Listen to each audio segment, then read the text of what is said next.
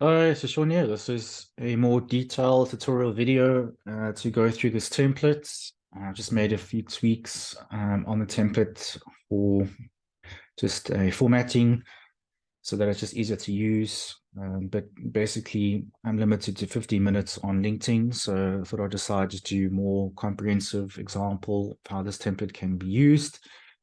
So I'm going to go through just an example of a client that I just created just to go through the different tabs so that you fully understand how to use this template, which you can keep and use on an annual basis. So this template here, if you've never worked on a retirement calculator before, essentially what you can do is you can go to the table of contents and you can play around with the different steps. There are essentially 4 steps one would follow. You would just complete the information in steps 1 and 2, which is basically your current provisions, your retirement goals. And under the funds, you can opt to put in the tax rates, which unfortunately we cannot track right now because the tax tables will adjust on an annual basis based on what the South African Revenue Service decides to do with regards to tax of income. So in this case, I'm just going to go through a hypothetical investor that is just looking to do some retirement planning. This person's name is Joe. He would like to retire at 65. He's 42 years of age. His birthday has passed. If his birthday was still to occur, this will then automatically change to 43. So every time you open up this template, it's going to update the information accordingly. And it's got just a few life expectancies, which you can see here for male and female. If you're going to choose female, for example, it'll then pull through accordingly. All of this information is done for you. Basically, all you would need to do is just insert this information. Obviously, if you want to change your retirement goals later down the line, for whatever reason, then you can do so. But at this point in time, we're just going to work on 23 years of planning still ahead to get whatever goals he wants to accomplish. So Joe wants to retire in today's terms of 40,000 Rand before tax. And this amount annualized is 480,000 per year. Obviously, it's not going to stay that, so we need to factor in a few assumptions here. We're going to say that this 40,000 has to increase by inflation at 6%. Obviously, you can change that. The capital at retirement needs to be invested. So it's going to be 8% compounded annually. The inflation rate is 6%, and life expectancy, we've said here, is 25. Now, if you wanted to use a default, you could just use 13.94 as the starting point. Obviously, the risk is that you could live longer than 13.94. And if you retire later, then obviously that's going to change. So I'm just going to leave it on 65, put it on own expectancy, and I'm going to put it on 25 years. I'm going to leave the upfront advisory and ongoing fees blank for now. If you were to factor in upfront, the upfront fee would then pull through into this amount over here, because obviously we want to factor in 1% that needs to come off of that to go towards the investment when you invest the funds. And if you put the ongoing advisory fee, that's going to pull through into the various tables over here, which I'm going to get to.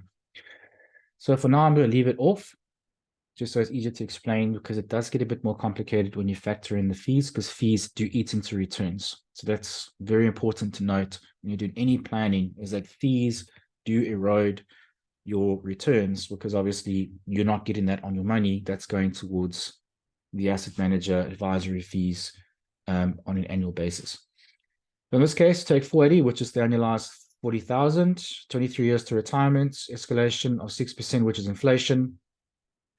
And we're going to then obviously factor in what the future value is going to be. So that's going to be 1.8 million at 65. So that's going to be the starting point. 1.8 million income at 65 needs to last 25 years. You're going to increase that at 8% growth-wise in the funds and 6% income. So you need to have 36,960,646. Now, if we were to go and change that, then obviously your income there is going to change. But now I'm going to leave it on inflation, just to keep it simple. So what we're basically saying is 40,000 adjusted by inflation over 23 years is 152,790. That's to have the same buying power as 40,000 today. And to have this income start paying out from 65, where it's going to increase at 6% per year. And if the money is growing at 8% and it has to last 25 years, you would need 36.9 million Rand, it is explained over here. Which means that if you read this explanation, it will basically just summarize what I've just said now.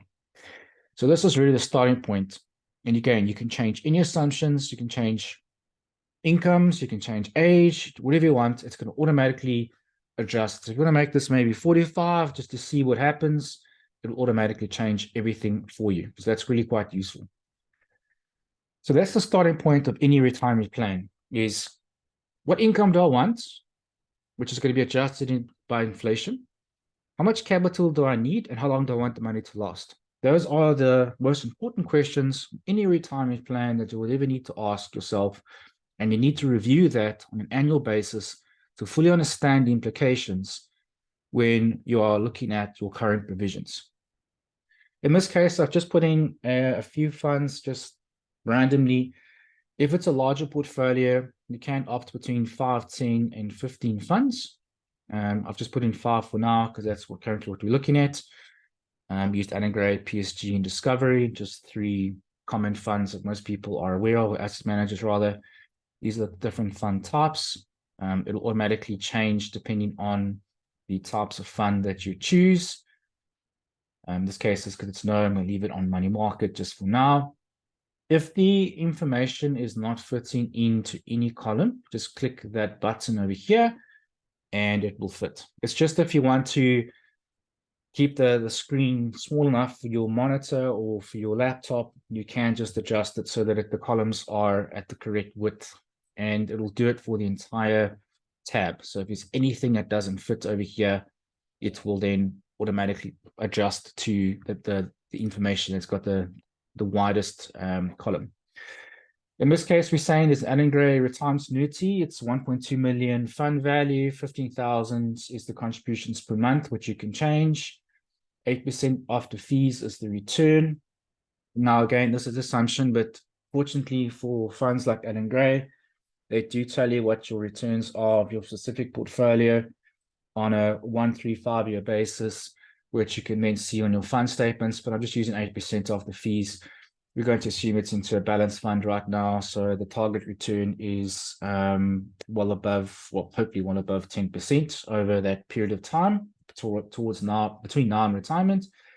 And this investor is going to increase their contributions of 15,000 a month by 5%. And this is what the future value is expected to be, which is 25,199,877. If you wanted to change and see, well, what if I go and change my escalation to 6% to make R1 million difference? Obviously, it's an affordability. If you make any changes here, let's say you don't want to pay monthly, you want to pay quarterly, as you can see, it drops significantly because now you are not contributing as frequently with the 15,000. So again, you can play with different scenarios. Got a unit trust with PSG, 300,000 is the fund value, 5,000 is the monthly contributions, also monthly 10%. So this is more of an aggressive one now. Maybe it's purely equities as an example, 5% escalation, 10 million. I've just left these blank for now, just to play around to show you. But now the total future value is 35 million, and we said we needed 36. So we can see here this in this particular scenario, this investor is actually on track, right? So that's not a bad thing, but we still need to dig further. So based on the current information, it's got an 80-20 split, 80% currently in present terms of compulsory funds, 20% in voluntary. When we factor in the growth rates, escalations, how will it look? 70-30. And so the voluntary funds has now gotten a slightly higher contribution. So if I make this 12%, you would see obviously it's going to adjust it accordingly. Now, again, it's just assumptions, and that gives you an idea of what asset classes they're going to. This might be an offshore portfolio, so your returns could be 15%, who knows? It really just depends on how you have set up your portfolio, which is why you ideally need to speak to a financial planner who specializes in investments. If you want to add any additional funds, you just type it over here. And the cool thing is it'll automatically pull through the present value, the future value, and what the percentage of the total funds are. In this case, it's 70-30, 70% Allan Gray, 30% with PSG. If I went and let's say go and change this to Momentum, because Momentum is there, it'll be 30%, 70, and yeah, which is quite a nice feature just to see where is my money currently sitting in terms of asset managers. Then obviously you might want to dig deeper and see what funds you're in. That's where you can have a chat with your advisor with regards to asset classes, and then you can decide to get obviously your target returns after fees. So now this is just a breakdown. This is just a breakdown of present terms of your different types of funds. So unit trust 200,000, retirement annuity 1.2, so the 1.5 million, and then the future values, which is basically just putting it through. It just gives you a nice breakdown, as we said over here, 70-30, etc. But you might have obviously different funds, and they're both retirement annuities with different asset managers. So that'll obviously balance over here, but it just gives you an idea how much is in retirement annuities, how much is in a unit trust, how much is in money markets, how much is in tax-free savings. Then you can adjust your investment composition over here. You might go and add in a tax-free savings account. As you can see, it doesn't fit. Just click the button, and now it does. And then basically you can just play around with different scenarios. If you want to give a breakdown of the average growth rates, your voluntary funds, compulsory funds over here is 89%.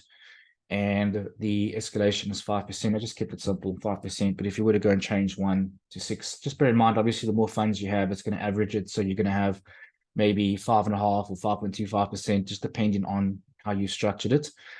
Now, if you want to leave any fund off, let's just say, for example, you don't want to factor in the unit trust, so the 10.5 million doesn't get factored into your income. Let's say you want to use 10.5 million to pay off property in the future.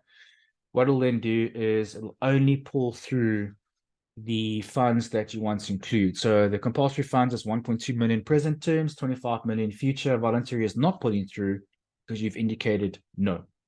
Let me see over here, the present value and future value of your breakdown, it is not reflecting.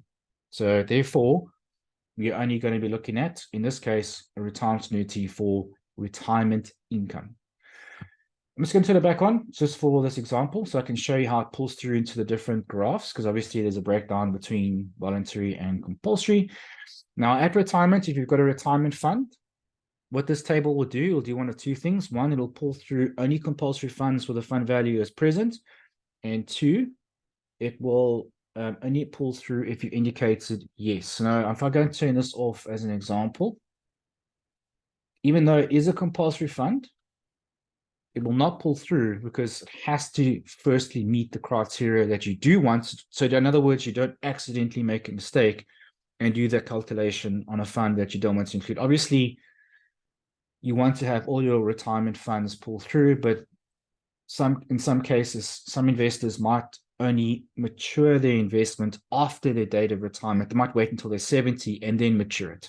So they might just want to do a calculation on funds at a certain date, in the word 65, and only pull through the funds they want to look at that stage. In this case, the compulsory fund, 25 million. If he takes the full amount, obviously 25 million will be invested into a living annuity or guaranteed annuity, or he has the option to take 1/3, which means 66.6667% is then is invested into the living annuity or guaranteed annuity. As you can see, it doesn't fit. Click the button and it will then automatically size the columns for you. It just saves you a lot of hassles trying to read what the information is saying. It can pull through up to 15 funds. I've obviously just done a formula here that will do all the information for you. You don't have to go and type this in yourself. And if you wanted to know how these future values are calculated, I've actually added an additional feature, which is quite useful. Firstly, it shows you a summary of your investments. You've got Allan Gray, PSG. These ones have got no data for now, but I just wanted to show you how it looks. If you wanted to go and see what the future value of a specific portfolio is, you just go and drop down and it'll then show you what your contributions are. All of this is automatically pulled through. There's no editing required apart from just doing a drop down. We've got the fund value of 1.2 million. 1.2 million is going to grow over 23 years at 8%. That's what the future value is going to be. And for the 15,000 invested monthly, we calculate using the time value of money and the effective rate to work out what the future value is going to be. So 18 plus 7 gives you 25,199,877. And that'll then match this. So there's actually back-end formulas every single fund type. And then to correlate that, I built this with a separate calculation to see that it matches. And that's how I know that the two are correlating. And if you go and drop it onto PSG, you see 10.569, 10.569 over there. All of this is automatically done. You don't have to edit anything. Just edit information that allows you to. The columns, the cells are self-protected to prevent you from making any mistakes. But in this case, what we're going to say is he's going to take the full amount. And then now we need to decide how we're going to distribute 25 million plus the 10 million into the funds, into the income rather, of 152,790.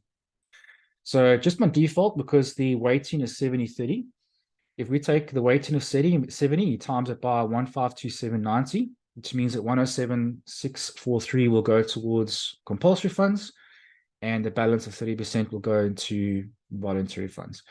You can choose your own weighting if you want to override that. And we just said, yeah, 65-35. This obviously has to weigh up to 100% in total. If it doesn't, let's say, for example, you're going to put 40 and you're going to use own weighting, it's going to warn you, it has to be 100%. Otherwise, it's not going to balance correctly, or you're going to pull through incorrect information. So what I'm going to do now is I'm just going to use the default, because it's done automatically for you. So what we're saying is that this amount over here will pull through into the compulsory table. This amount here will pull in through into the voluntary. So this is the capital required. Capital available. 1.19 million is the shortfall. So if we now pull through this information, the 25 million from the compulsory, the 107, which is the 70% weighting. We've said 65 is the retirement age, escalation is 6%, growth is 8% before fees, and that amount obviously is pulled through here. I said escalating fees. Why? Because you can also factor in the fees. So I'm going to just do it now. There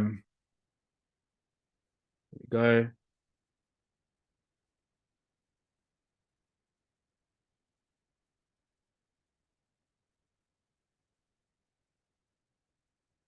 So now if we pull through the 0.25 fees, there's the fees pulling through, and then you can see how it's going to impact. So in this case, it's not too bad. 0.25% is 1 year worth of income that you would lose out on. However, if the fee is quite large, let's say it's 1.75% because you're factoring in all the different costs, which is your administration, etc. The 1.75 can't eat into returns. As you can see, it's quite steep. 19 years with ongoing fees, 24 years without. Why? Because we've already said here it's 8% excluding fees. 1.75 is going towards fees, which means obviously it's 8 minus 1.75 is what the amount's going to be applied to when you do your calculations, which is not great. That's why I've left it off, just to illustrate as best as possible. If you want to use a normal table just to see a snapshot with the graph in the same screen, just click on normal. If you want to see the full, which in other words, let's say if the income is lasting longer than that, you can drill down a bit further. In this case, I'm just going to leave it on normal.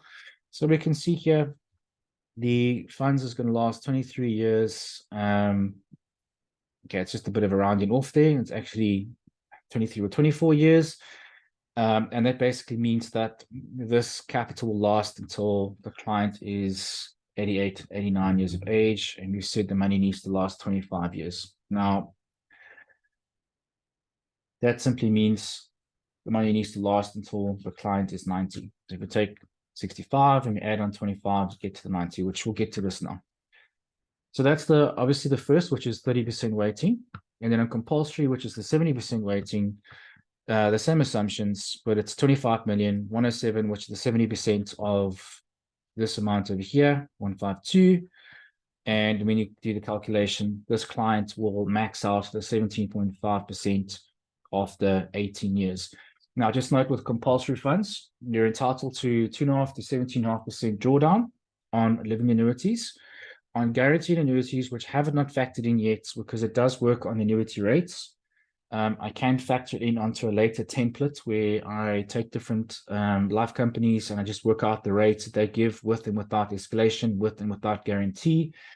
But for living annuities, which is the most common option because you have a bit more control over the income provided you've got a sufficient lump sum.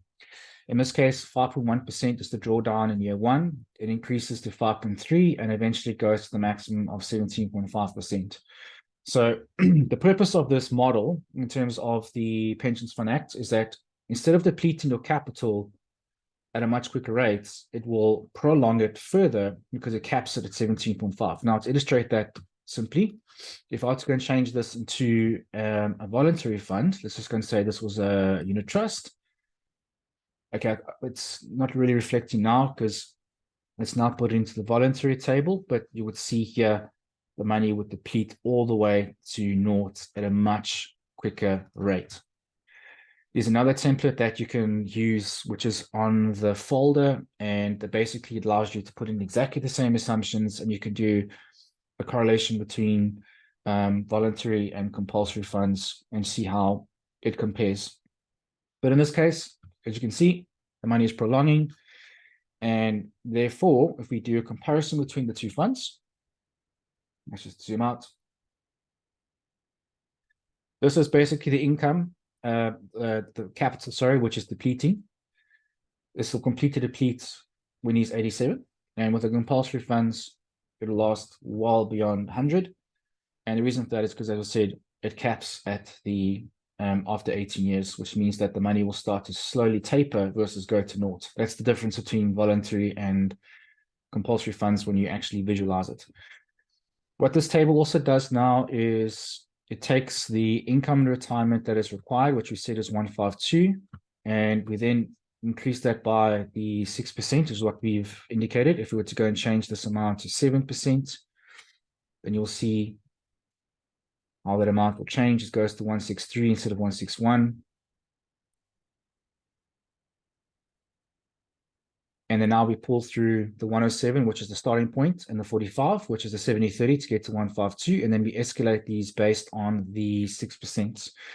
Now, as you can see here, this capital in totality, in terms of the voluntary and compulsory funds, the capital is going to fully deplete. In other words, your money is going to run out at 83. You're going to have a shortfall over here. And if you go to the compulsory table here, you can see that 83. Now, just bear in mind, the reason why it's not in line anymore is because your voluntary capital has completely depleted. And you can see it over here. The voluntary capital at 89 is completely gone. But if you look over here, by the time it gets to 83, your amount is much, much lower. It's 128,865, which is what it's currently contributing. But also at 83, if you look over here, it's reached the 17.5%. So what you can now see here is that because you've reached the 17.5%, you're no longer going to get the distribution between so 411 is what you needed, which equals that. But because now you've capped at the 17.5, your compulsory money has not grown or increased by 6%. It's actually now capped at the 17.5. So now you can see here that 307 would have been higher if it was not capped at 17.5. This amount of 15.1 would have gone to 17.5, and then 17.5 would have gone to, let's say, 18, whatever the escalation is. Let's say it was 18.1. It's not doing that because now it's capping it. So now you can actually model it and see that from 83 to 90, which is when the money needs to last up until 89, technically, there is a shortfall in income in future terms. And that's unfortunately the problem with compulsory funds, is that even though your capital will last, right? So if we go to the, if we go to this table over here, and we say that this particular client has a 1.1 million, and where you get that from is over here, is the 1.1 million that pulls through into the recommendations. This just basically gives you a summarization of what is required based on current provisions, 35 minus, get the 1.19. So now if we take the 1.19, and we use different scenarios, I'm just going to work on monthly for now, just to keep it simple, is we take the 1.9 and we work on an assumption of monthly. You can change it to monthly or quarterly. You can change the assumption. I'm just going to keep it at 5% for now, 8% growth, which is after fees. So if we take that amount, this client needs to put away 985. I'm just going to round it off to the 4 decimals to get it exact. So it's 9845212, which is the monthly amount. Rounded off as 985, growing at 8%, and getting a 5% escalation. So we go over here, and I just going to put that in over here. I'm going to take this and make it a unit trust. I'm going to put the contributions 984.5212, 8% 5 included. Yes, if it gets to 191541, if we go back here, will equal 0. So now it's not matching the capital required. However, one needs to check still. The capital requirement is met. However, there's still a difference between the 17.5% requirement. In other words, this money will last after you've died. However, because the money is tapered, your actual earnings is reducing because of the cap of 17.5. In other words, if this was a voluntary fund, your money would last exactly until, and I'll show you now what I mean. We're going to change this into a voluntary fund. The money would last till 890. Why? Because you don't have the 17.5% cap rate anymore. It fully depletes at 90. Now, in any financial planning calculation, they don't factor in the compulsory, which is why I actually built this model for myself many, many years ago to actually factor that in. So now what we need to do is one needs to come to the second side calculation, which is the income shortfall. And now we need to factor in the 9 million difference, which is taken from these values over here, which we said is 750,176. And we times it by 12 because these are monthly shortfalls. So that's the future lump sum requirement. So now we take an additional amount. As you can see, it's quite heavy, which is 7,365 per month. And if I go to round it off again, 7,364, which is taken from over here, 7,364.9858. And I go back to current provisions. I'll leave it a tax-free savings. Why not? 7,364.9858. And you're going to say, what did we say? It's going to grow 8.75. Okay, let's just make it 8.75 and 4. Why not? And 4. Again, it's a large contribution. I mean, it's almost 30,000 a month to replace 40,000. That's just how crazy it is. And now it goes to naught. In other words, going back to the compulsory and voluntary, this money will last until 92 before it starts having that problem again. Mathematically, it's not necessarily exactly that amount. If I were to go and change this to, let's see here, 6.8, I just want to see if it's going to make a difference. Yeah, actually, you can play around with the scenarios. Yeah, and the reason for this is because I've actually made this 8.75%, which is higher than the 8%. So we're just going to change this quickly to make it 8%. 8 and 5. Let's just get it linear quickly. Switch this off. Okay, and you just need to play around with the scenarios here. The recommendation now is dropped. Okay, so it's 7438, not a big difference. 7438.0768. Go back to current provisions. Okay, well, yeah, even in 6.8, it is balancing. As you can see, it is surplus. And you can then see that it's going to make revisions for 2 years. So in other words, you have to just play around with scenarios here. You might get away with, let's just see on 6,000.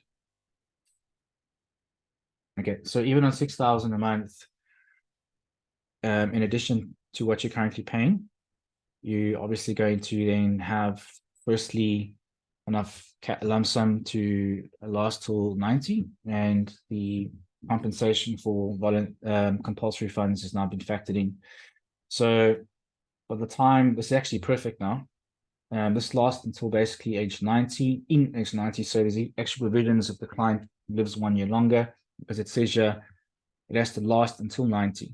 So this client has to basically die when they're 90 years old. They're not going to receive income in their 90th year, but in this case, it actually does. So you could actually, in theory, get away with, let's say 5.5, and still get away with it.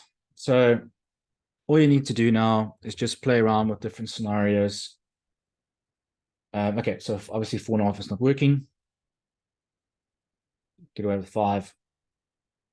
And so technically 5 is actually fine, because we said it needs to last to 90, which simply means there's a surplus at both ends. So in this particular case, if this person can put away 25,985 per month, based on these different assumptions, they will be able to achieve 40,000, which is then adjusted by inflation to 152,790.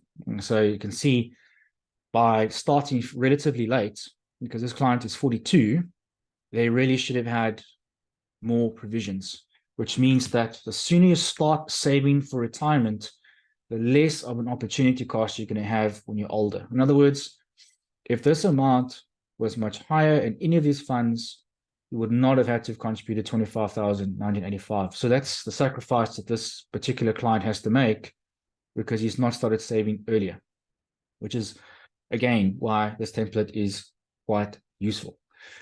So again, you can play around with different scenarios. Now, only downside, obviously, if I go and add in fees, as I said, if I go and add in 0.75%, it's going to change the mix. You can see, again, fees eat into returns. We've said here it's 31 years and 26. You're not going to see it over here. But basically, the fees will diminish your return, so you'll hit your 17.5% potentially sooner. So what you now need to do, again, you need to go back to the recommendations and you need to play around with the scenario. We've said now it's 3,000 Rand. Obviously, you need to adjust that, not necessarily be exactly 3,000. But when you factor fees into the equation, you have to look at the return. So you either fix this and you go more aggressive, so you get a 10% return, excluding fees, and you go back over here, it makes a huge difference. So again, fund selection and retirement is important, but rather be conservative so that you have more capital than you require. Now, bear in mind, they have factored in 25 years. Now, if you want to make this now 30 years, how will it change based on the 10%? Still actually okay. So it's 30 years, it now pushes it to 95. So we've just added 5 more years. So again, this is more of a tool to play around with different scenarios to see how it's going to adjust your model. And you can just continue tweaking and playing around. You might come back and say, well, I've got capital now. What happens if I go and change this to 45? How will everything change based on my current provisions? All the different factors I've really used. How will the money last? Okay, great. So if I work on 45,000, this will last until 90, which means that I'm spot on. And I've already factored in 0.75%. So when you go to a financial planner, you want nothing more than 0.75%. Obviously, in reality, it's not really the case, because there is asset management fees that you need to pay. There's potentially performance fees. There's ongoing advisory fees. So you're realistically looking at more than 1.5. Let's say it's 1.25%. It could be 2%. How will that look? Again, you could just model it. You can just play around with different scenarios. If you've got additional capital, I would always recommend that if you've got retirement funds and you're getting your tax returns, use those rebates and invest them back into your retirement fund or into your tax-free savings and just build up that additional capital year on year, stay committed, so that you can obviously achieve a goal. I haven't actually put in there's no field here to put in what the client's current income is, but we can assume this client, based on the contributions that he's making of 25,000, you would have to be a fairly good earner. But you can actually see now what the impact mathematically, if you start late with your retirement journey, if you do not start as soon as possible, your goals are much more difficult to attain if you're going to be using these types of funds. Obviously, you can factor in a share portfolio with high returns, might be offshore, etc. But the point is that this is just an educational tool to use on an annual basis, just to see where you are. Have a conversation with your financial planner, be realistic about your goals, but also you need to be committed so that you can actually achieve everything in the right timeline. If this client was younger, let's say he was 27, this entire portfolio would look completely different because he's got time on his hands to compound his funds and also his additional contributions towards his retirement. So I hope this template adds value. If you're a student, investor, or a professional, please just use this, bearing in mind that these are all based on assumptions.